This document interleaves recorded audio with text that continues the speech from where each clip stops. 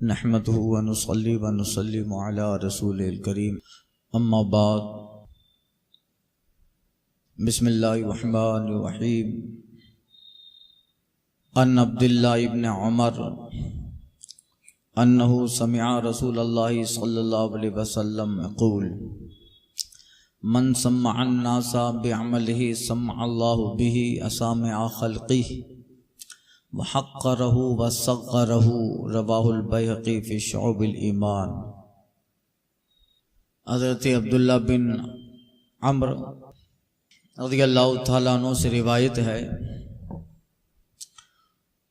कहते हैं उन्होंने रसूल पाक सल्लल्लाहु तआला अलैहि वसल्लम को इरशाद फरमाते हुए सुना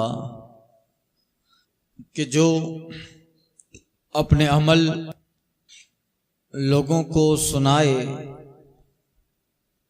जो अपने अमल लोगों को सुनाए तो अल्लाह ताला अपनी मखलूक के कानों को सुना देगा और अल्लाह ताला उसे हकीर और जलील करके छोड़ेगा।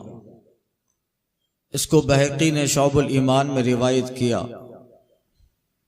कल की दर्स हदीस में अर्ज किया, मतलब जो इसलिए आमाल करे कि लोगों को सुनाए शोहरत के लिए, तो हुज़ूर फरमाते हैं सम्मा अल्लाहु बि असामिया खल्क़ी, अल्लाह ताला मखलूक के कानों को उसके अमल सुना देगा, मगर चूंकि उसकी नीयत अच्छी नहीं है, उस शोहरत के बाद अल्लाह हुजूर फरमाते हक़्क़रहु व सग़्ग़रहु, अल्लाह उसे हकीर भी कर देगा, उसे जलील भी कर देगा। इसलिए अमल करता था ताकि मखलूक से फायदा ले, मखलूक को सुनाए।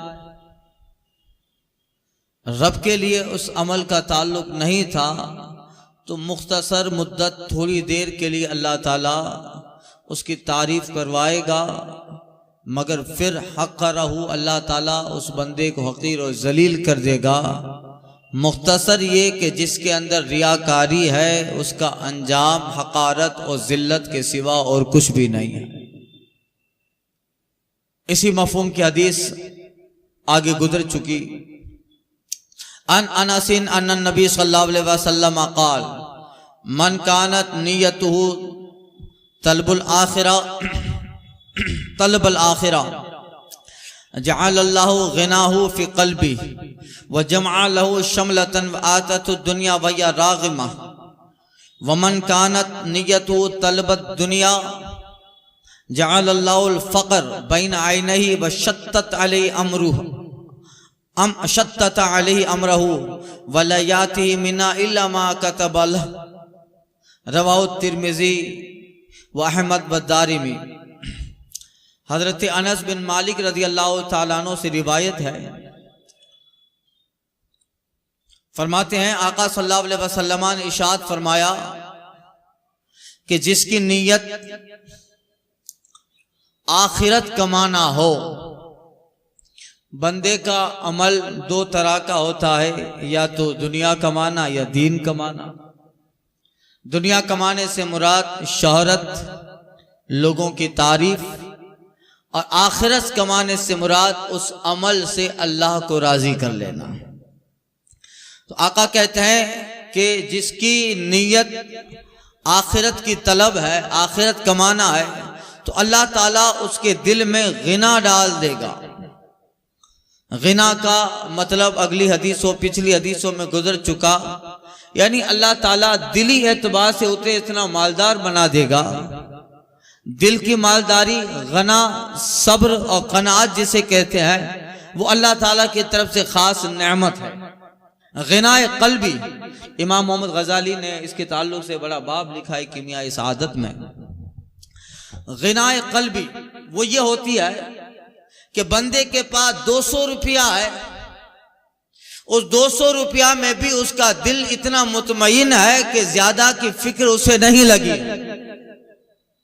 यह है कल्ब की गिना, कल्ब का मुतमईन और कनाअत पसंद हो जाना। और जिसे गिना नहीं हासिल है उसको अल्लाह फकीर बना देता है। उसका हाल ये होता है कि खरबों रुपया है मगर फिर भी मांगता रहता है। दिल मुतमईन नहीं है, खरबों रुपया पड़ा है, करोड़ों रुपया है, मगर फिर भी जो है जियो की फुला की इधर की इस स्कीम निकाल के फिर भी पैसा कमाने की फिक्र में रहते। तो दिल का गिना हो जाना, दिल की मालदारी वो ये है कि 200 रुपये में भी बंदा मुतमईन पड़ा है, और जिसके पास ये नेमत नहीं है, खरबों रुपया है मगर फिर भी दिल मुतमईन नहीं है, फिर आगे की फिक्र है, उसके साथ हजारों करोड़ों रुपया के साथ भी मोहताजी लगी रहती है। मोहताजी हमेशा लगी रहती है। आप देखिएगा बहुत सारे लोग मिल जाएंगे जिसके पास लाखों करोड़ों है मगर फिर भी वो कर्ज में डूबे हैं, फिर भी मांगते फिरते रहते हैं। तो ये गिनाए कल्बी, दिल का मुतमईन हो जाना, दिल को कनाअत पसंद दिल का हो जाना, ये अल्लाह ताला की नेमत है। तो अब जो अमल इसलिए करता है, मन कानत नियत तलबल आखिरा, जिसकी नियत आखिरत तलब करने की है, अपने अमल की बुनियाद पर अल्लाह को राजी करना चाहता है, तो हुजूर फरमाते हैं अल्लाह ताला उसके कल्ब में गिना डालेगा। वह जमा लहू शमला, अल्लाह ताला उसके मुतफरिकात को जमा कर देगा, यानी उसकी जितनी हाजतें हैं अल्लाह ताला उस हाजतों को पूरा करेगा। वतथ दुनिया वैया रागिमा, और दुनिया उसके पास जलील होके आएगी। दुनिया उसके पास जलील होके आएगी, उसे फिक्र नहीं होगी दुनिया की, जिल्लत के साथ दुनिया आएगी, मगर उस बंदे को उससे कोई ताल्लुक न होगा, इसलिए कि जो दुनिया की फिक्र करता है दुनिया उससे पीछे चली जाती है, और जो आखिरत की फिक्र करता है दुनिया उसके पीछे लगी रहती है। यही फलसफा है, यही हकीकत है। जिनके पास और जिन्हें दुनिया की कोई हाजत नहीं है, जिंदगी ही में नहीं मौत के बाद भी दुनिया उनके मजार पे कनीज बन के खड़ी है। लोग तो अपने बाप दादाओं की कब्रें भूल जाते हैं, अपने बाप दादाओं को भूल जाते हैं 10, 20, 25, 50 साल के बाद। मगर जिन बंदों का ताल्लुक आखिरत से लगा रहता है, दुनिया ही में नहीं, आज देखो दुनिया उनके पास ऐसे जलील होके आती है। वक्त का बादशाह भी ख्वाजा की बारगाह में आता है कि नहीं आता? और मौलाए कायनात की बारगाह देख लो, अल्लाह अल्लाह, ऐसा लगता है कि सारी दुनिया की बहारें सिमट कर अली के रोजे के करीब आ गई। इसलिए उन्हें दुनिया से ताल्लुक नहीं था, उनके आमाल का ताल्लुक सिर्फ और सिर्फ आखिरत अल्लाह की रजा थी। तो हुजूर का फरमान हुआ अतत दुनिया वैया रागिमा, दुनिया जलीलों के उनके पास आती थी, मगर वो एक आधी रोटी पे गुजारा कर लेते थे, कभी भी दुनिया की नेमतों की तरफ दिल लगाया ही नहीं। तो जिंदगी में भी और मौत के बाद भी आज देखो, आज अल्लाह ताला ने उन्हें इनाम और इकराम और इतनी नेमतें अता फरमाई है जिसका इंसान तसव्वुर भी नहीं कर पाता। और दूसरा हिस्सा वमन कानत नियतहु तलबत दुनिया, और जिसकी नियत दुनिया तलब करना है, चाहे तिजारत में, चाहे आमाल में, चाहे इबादत में, हमेशा दुनिया की फिक्र में लगा रहता है। हुजूर फरमाते हैं जअल अल्लाहुल फ़क़्र बैन आइनी, अल्लाह उसकी आंखों के दरमियान मोहताजी लगा देता है। अल्लाह उसकी आंखों के दरमियान मोहताजी लगा देता है। कमाता रहता है मगर वो पेट भरता ही नहीं है, पेट ही नहीं भर रहा है, इतना है मगर फिर भी मोहताजी लगी पड़ी है, फक्र उसके पीछे लगा पड़ा है, और दिल किसी भी एतबार से मुतमईन नहीं होता है। जाअल्लाहु फ़क़्रा बैना यदैहि, अल्लाह उसकी आंखों के दरमियान फक्र लगा देता है, मोहताजी लगा देता है। वह शत्तता अली अमरहु, और उसके मामलात को परागंदा कर देता, परागंदा कर देता है, यानी अल्लाह इतना काम दे देता है कि उसी में मशगूल रहता है।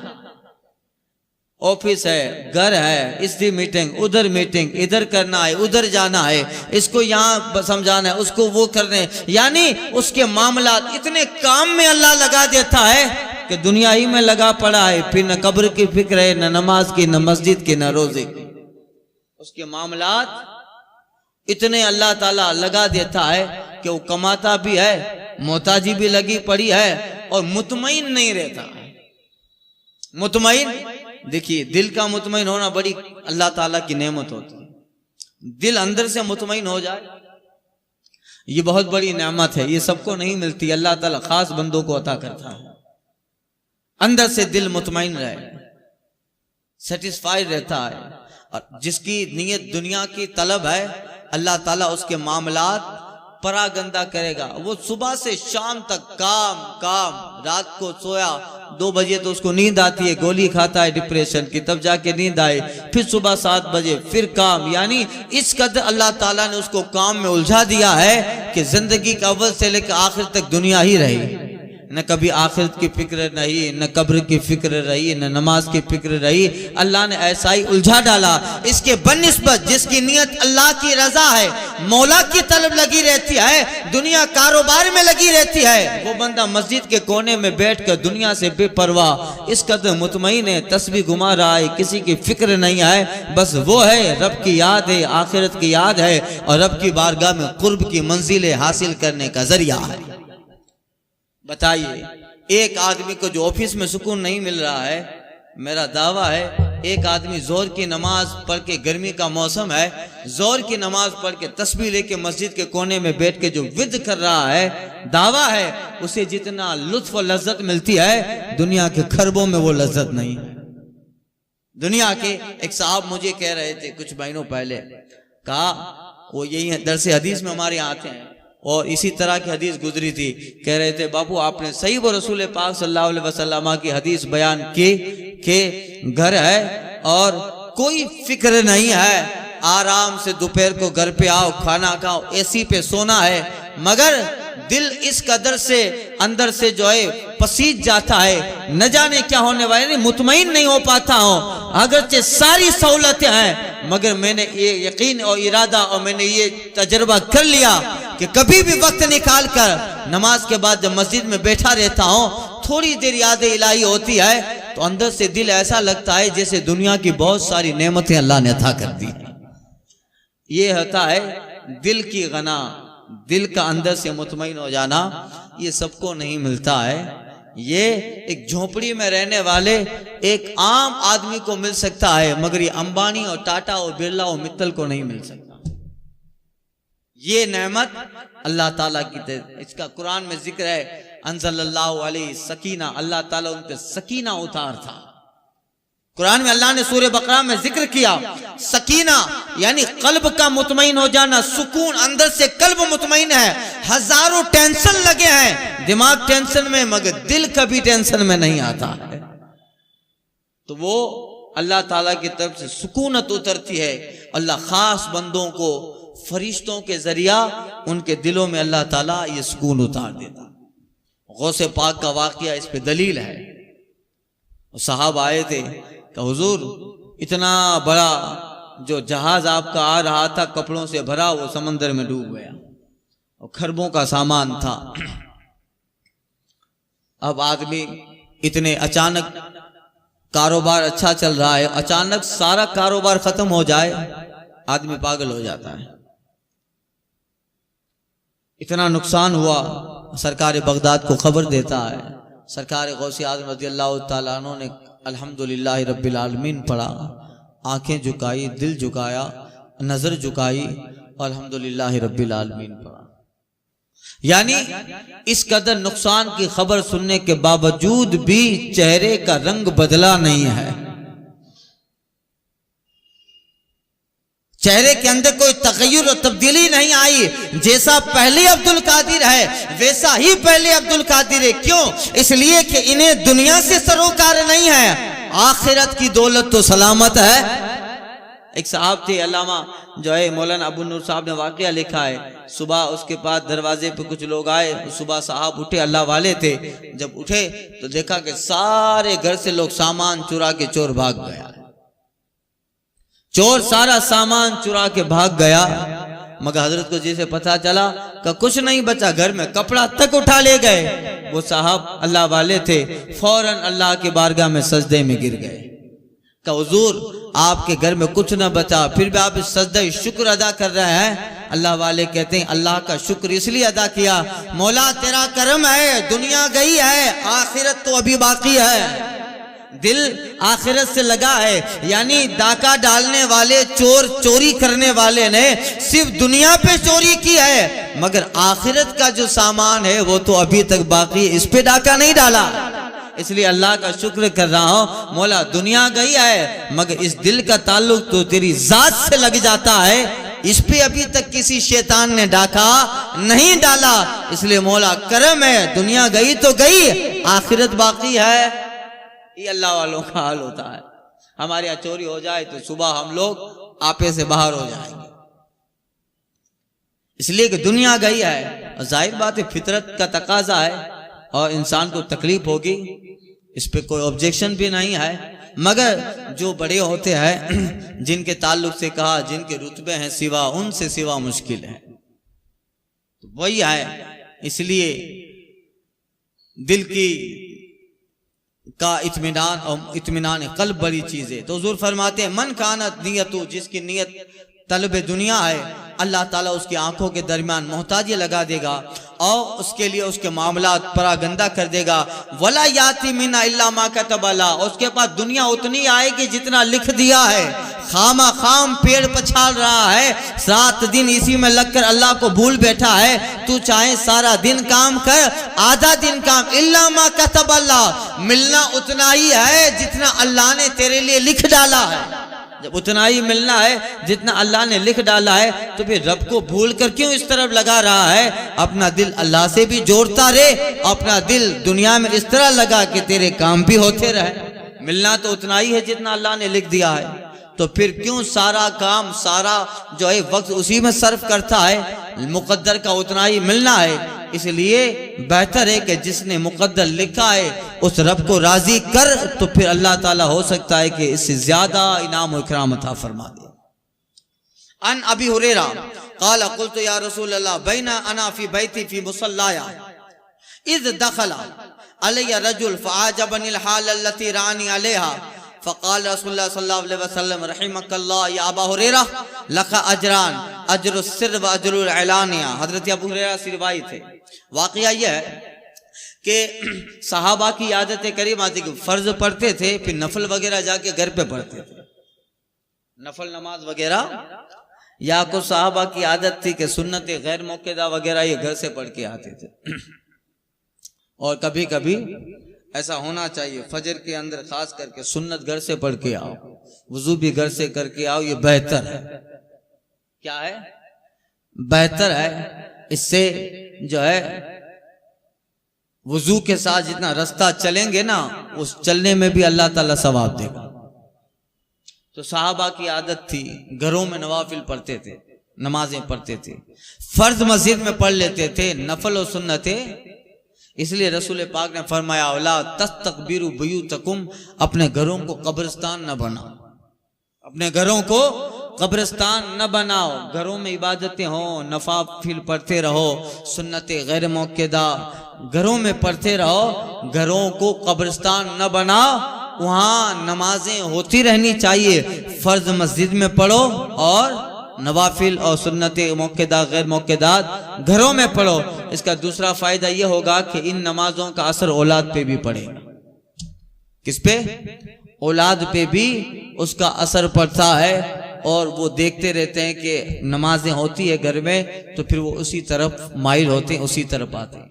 तो घरों में नमाज पढ़नी चाहिए, खास करके फजर। उलमा फरमाते फजर की सुन्नत घर से पढ़ के आओ। अब कोई वाजिब नहीं है, आप मस्जिद में पढ़ो वो भी बेहतर है, मगर इससे बेहतर यह है कि घर से पढ़ के आओ।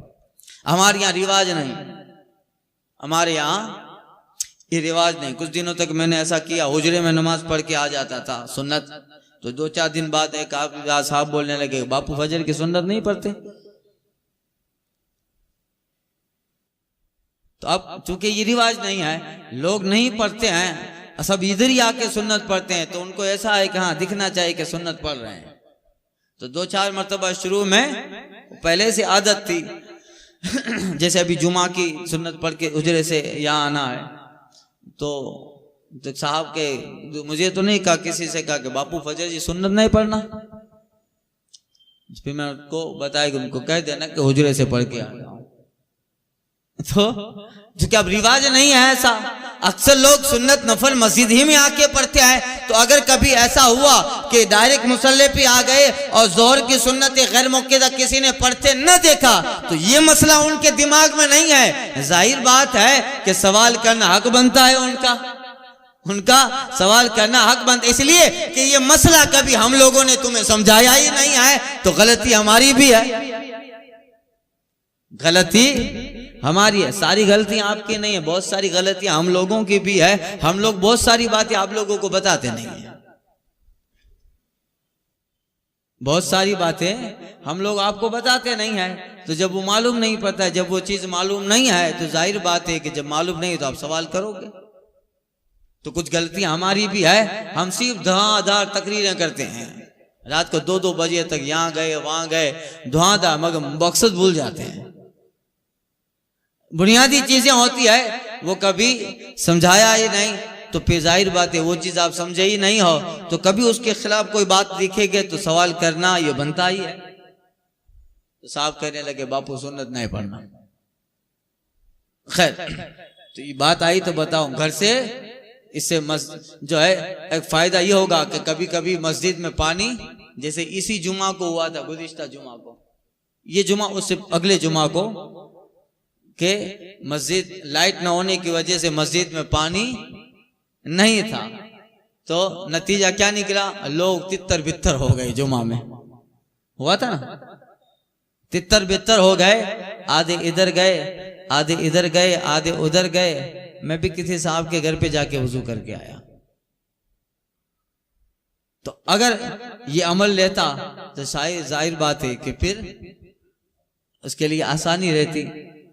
तो अब ये कोई वाजिब फर्ज मत समझिएगा कि अब आपको घर से वजू करके आना जरूरी ही है। पहले तो बात आप ये समझिए कि हमारे घरों का हाल ये है कि हमारे घरों में पानी के जो मसाइल है उस पर लोग ध्यान नहीं देते। कारी साहब, मसला जरूरी है, हमारे घरों में पानी का जो मसला है वजू का, उस पर ध्यान नहीं देते हैं लोग। गुस्ल करने के, देखिए गुस्ल के लिए माए मुतलक जरूरी है। माए मुतलक यानी पानी इस कदर साफ हो, साफ से मुराद के नल से आने से लेकर बाल्टी में डालने तक और जिस्म पे बहाने तक उस पानी में किसी बेवजू का हाथ न गया हो। बेवजू आदमी का हाथ तो क्या, इसके उंगली, इसका आधा नाखून भी गया तो पानी मुस्तमल हो गया। वो पानी क्या हुआ, मुस्तमल हो गया। अब उस पानी से आपका गुस्ल जायज नहीं है, वजू जायज नहीं है। पानी आपने, जरा गौर से सुनिएगा मसला, पानी आपने नल से भर लिया, ऊपर टंकी में चला गया और नल से आया, डायरेक्ट नल से वजू करो।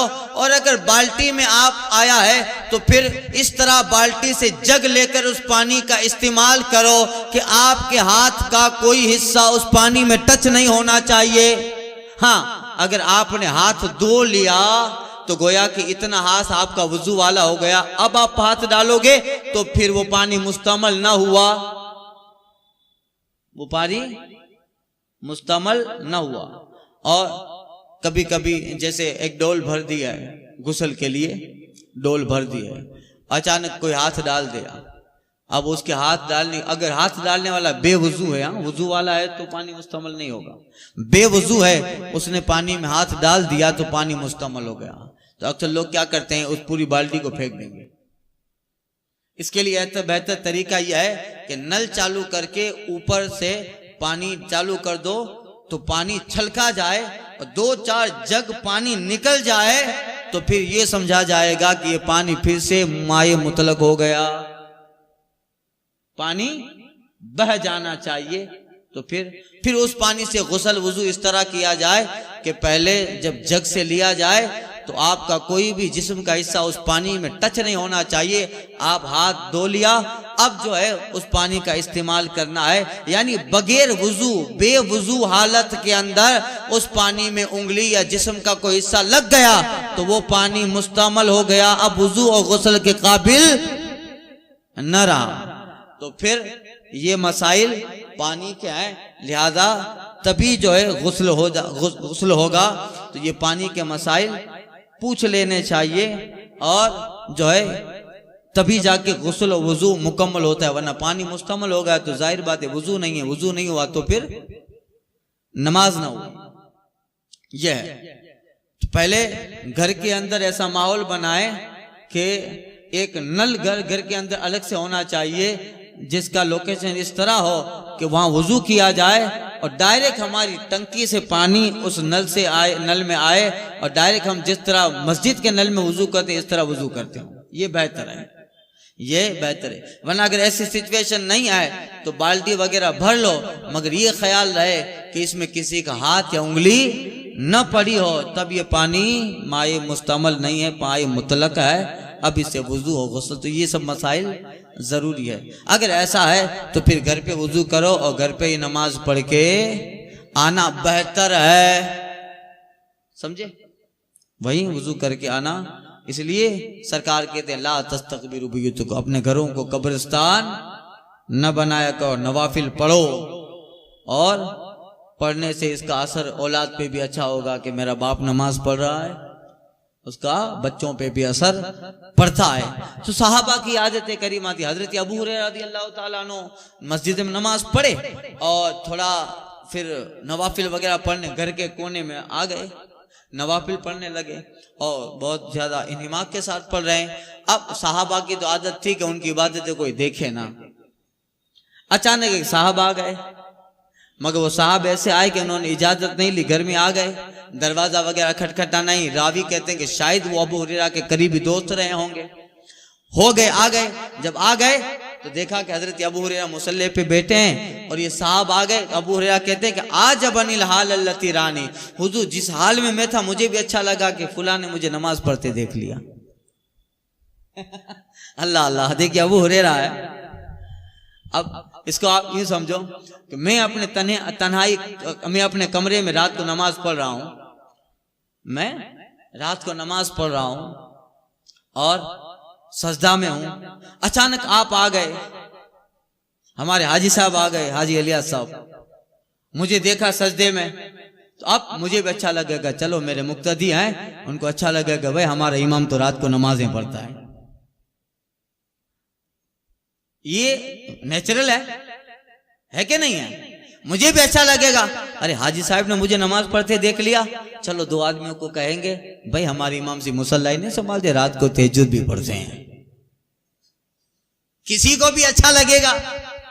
तो अब हजरत अबू हुरैरा का ऐसा नहीं था, मगर एक साहब आ गए और हजरत अबू हुरैरा मुसल्ले पे नमाज में है, कहते हैं या रसूल अल्लाह दखला अलैया रजुल, आदमी वो साहब मेरे पास आए, मुझे देखा फआजबनिल हाल अल्लती रानी अलैहा, उन्होंने जिस हाल में मुझे देखा मुझे भी अच्छा लगा कि मुसल्ले पे देख लिया।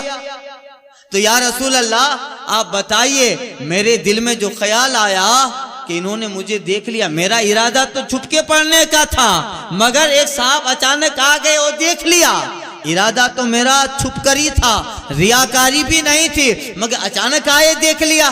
तो या रसूल अल्लाह ये रिया में दाखिल हुआ या नहीं? ये मेरा नमाज पढ़ना उस साहब का देखना और मुझे दिल में थोड़ा अच्छा लगना, ये रियाकारी में होगा या नहीं? आका फरमाते हैं रहीमकल्लाह या अबा हुरैरा, ऐ अबू हुरैरा अल्लाह तुझे पर रहम करे, अल्लाह तुझ पे रहम करे, लका अजरान, ऐ अबू हुरैरा अल्लाह ताला तुझे 2 अजर देगा, एक देखने का, एक छुप के नमाज पढ़ने का। तेरी नीयत तो छुपके पढ़ने की थी तो उसका तो सवाब मिल ही जाएगा, मगर एक साहब ने देख लिया तो एलानिया पढ़ने का सवाब भी अल्लाह दे देगा। 2 चीजें आ गई, यानी एलानिया भी इबादत और छुपके भी इबादत, दोनों का सवाब अल्लाह ताला तुझे देगा। तुम्हारा इरादा छुपने का था, छुपके इबादत कर रहे थे, उसका तो अजर मिलेगा, मगर तुम्हारी नमाज को एक साहब ने देख लिया, हो सकता है कि उसे भी घर में नमाज पढ़ने का जज्बा मिलेगा, उसे भी घर के कोने में मुसल्ला बिछाने का शौक जागेगा, तो तेरे एलानिया इबादत से उसको भी इबादत में रग़बत होगी, तो इसका भी अजर अल्लाह देगा। ऐ अबू हुरैरा लका अजरान, तेरे लिए तो 2 अजर हो गए।